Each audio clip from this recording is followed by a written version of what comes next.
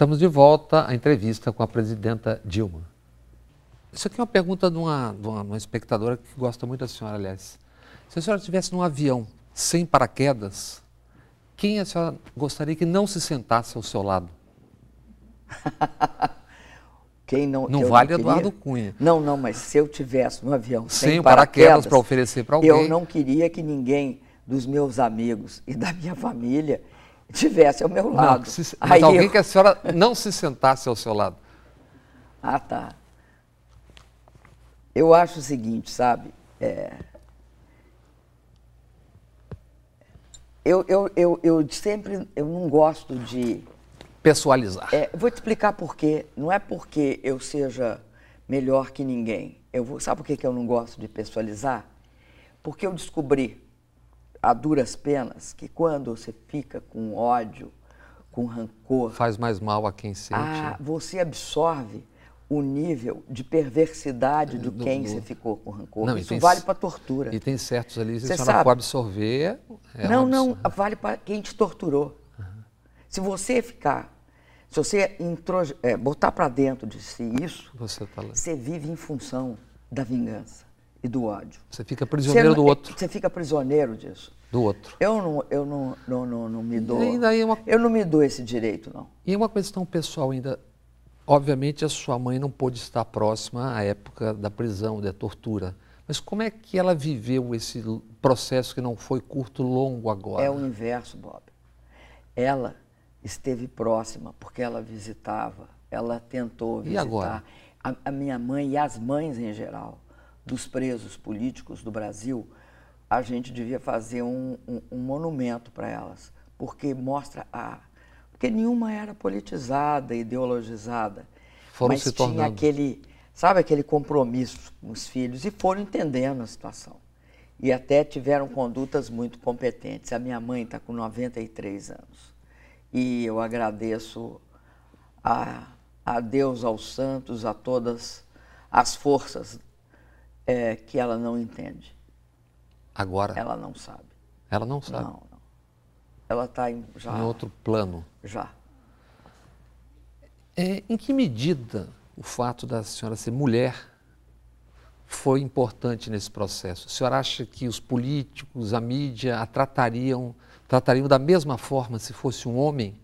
E dizem que a senhora tem um jeito muito duro no trato, dizem, a senhora sabe que é uma lenda. Isso tem a ver com o fato de precisar de uma armadura, se é que é verdade, para tratar... Imagina o mundo da política brasiliense e brasileira. Eu suponho que no Brasil deva ter em torno de um pouco mais de 100 milhões de pessoas do sexo masculino. Nunca ouvi ninguém acusar um homem de ser duro. Eu acho que ele é firme. Né? Acusam não falam isso, falam, ele é firme. Ele tem autoridade. Tem autoridade. Homem. O presidente novo, inclusive, bateu na mesa logo que assumiu. Bateu na mesa e tal. Olha, se eu batesse na mesa. Aí sim, você ia ver o que era que faziam comigo. Mas eu sempre disse que eu era uma mulher, né, dura no meio de 100 milhões de homens meigos. Tinha e teve um viés misógino, um viés machista em relação à figura que construíram de mim. Tem uma das coisas, eu suportei muitas coisas. Uma coisa, fiquei extremamente magoada, é recente. Eu tenho porque eu fui criada assim, o meu cachorro. A história do cachorro. Eu fui criada com um cachorro, eu nunca deixei de ter cachorro, na vida.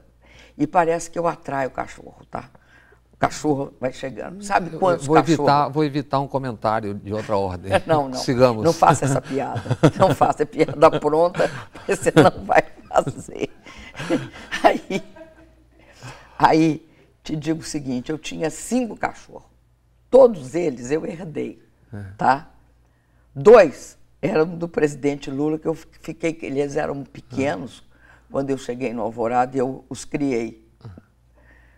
O meu, que tinha 13 anos, ia fazer 14 no dia 10 de setembro.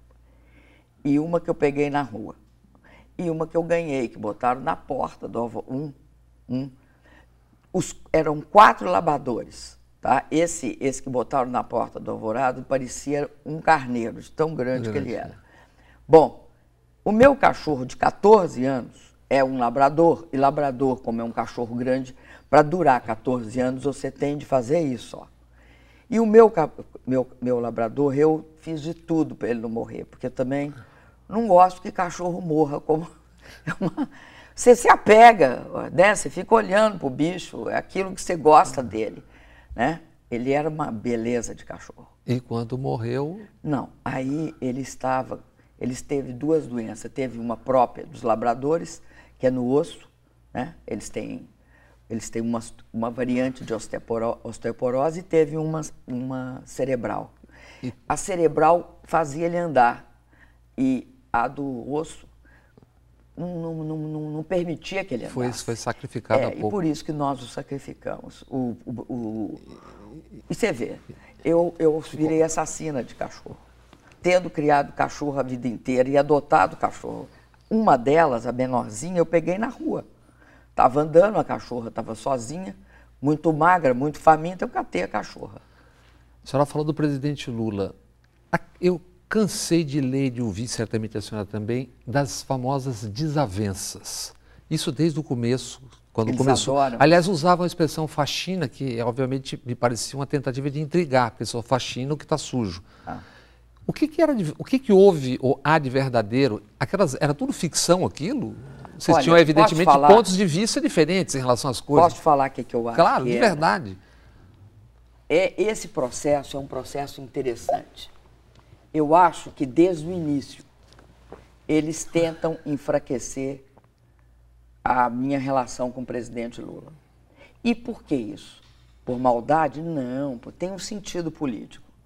A separação minha do presidente Lula era importante para impedir, em algum momento, eles têm uma avaliação da importância popular do presidente Lula, para enfraquecer a mim e a ele. Então, essa questão das nossas divergências que obviamente existe. Não, isso é outra coisa, opiniões diferentes, etc., né? Isso existe em qualquer circunstância humana, né? Entre casais, entre amigos. Bom, o que eu acho que isso mostra? Que eles nunca conseguiram, porque foi sistemático isso, e foi num crescendo. Depois diminuía, depois voltava, né? Eu tenho o hábito de falar sistematicamente com o presidente Lula. Por quê? Porque eu construí com ele uma relação muito próxima, né? Nós, durante de 2005 até o final do governo dele, nós convivíamos diariamente, todas as horas, né? Eu era chefe da Casa Civil. Eu considero o governo do presidente Lula um pouco um governo do que eu participei assim de forma intensa. Ele me ajudou ao longo de todo o meu processo presidencial. Então muito eu tenho menos grande amizade por ele, grande carinho por ele. Boa parte daquilo então era plantação. Mais do que plantação. Porque planta, você sabe que planta no Brasil, que vaza, que dá fofoca, eu acho que no caso com Lula, é uma estratégia. É uma estratégia de enfraquecimento meu e dele. E como as coisas estão caminhando, a senhora imagina que o presidente Lula será preso? Olha, não acredito que eles cometam esse absurdo. Não acredito. Não porque sejam bons, mas porque acredito que também não são burros. Por quê? Por quê? Porque eu acho que transformará a prisão de uma pessoa visivelmente injustiçada, transforma num herói. E isso eu acho que eles não quererão. Eu acho que a estratégia é tentar inviabilizar a sua candidatura para 2018. Acho que o golpe só se completa porque houve um golpe parlamentar. As forças que deram o golpe parlamentar têm muito interesse em que o Lula seja julgado e condenado. Livrar-se da Lava Jato e tirar o Lula do jogo. Eu acho que tira o Lula do jogo e se livra da Lava Jato. Eu acho que, Ou seja, não estou dizendo que todas as pessoas que participam da Lava Jato ou de qualquer outra atividade acham isso. O que eu estou dizendo é que eu acho que a estratégia daqueles que deram o golpe tem a seguinte fase, ela é faseada. Primeira fase, constrói um processo fraudulento de impeachment. Não interessa que ele seja fraudulento. Mas a senhora não, só para uma coisa que é importante, a senhora não recusa que existem fatos graves, óbvios a serem investigados em todo esse processo. Eu não tenho a menor dúvida. Não só não tenho a menor dúvida, como a ironia é que se esse processo está sendo investigado, e isso não sou eu que digo, é o senador Jucá, ex-ministro do Planejamento, é que tiremos ela para estancar a sangria, porque ela não vai impedir a investigação da Lava Jato. Além disso, quero lembrar a você que a legislação que permite a investigação da Lava Jato mais efetiva é a lei de combate às organizações criminosas. Essa lei de combate às organizações criminosas cria 2 estatutos específicos importantes para que isso ocorra, para que a Lava Jato ocorra. Primeiro, no Brasil, você não tinha tipificação clara do crime. De corruptor. Você tinha de corrupto, mas de corruptor você não tinha. Quem permite que a investigação se dê não só em torno, por exemplo, dos agentes públicos que se corromperam, mas também em torno das empresas que corromperam os agentes públicos, é esta lei. O segundo estatuto que essa lei cria é o Estatuto da Delação Premiada, que permite que haja a delação premiada.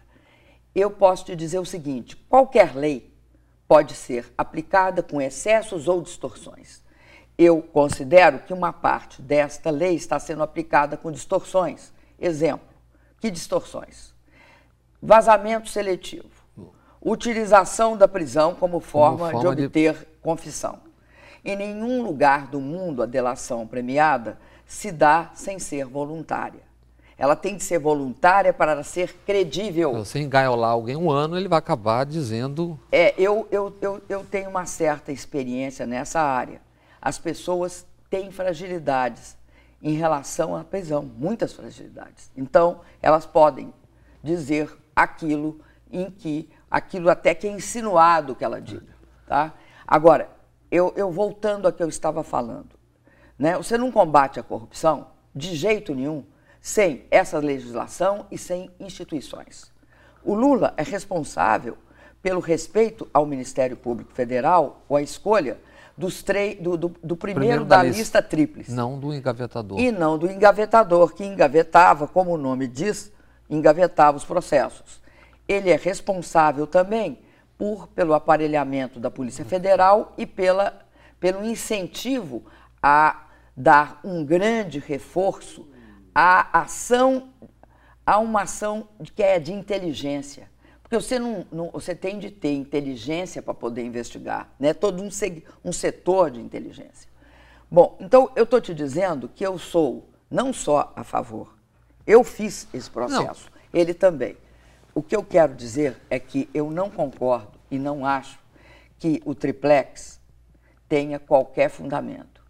Não acho que o triplex tenha qualquer fundamento e não acho que o sítio de Atibaia também. Eu acho que é uma questão ali, na verdade a questão que quem é leigo não consegue entender é a questão do transporte e armazenamento das coisas da presidência, pagas pela construtora OAS.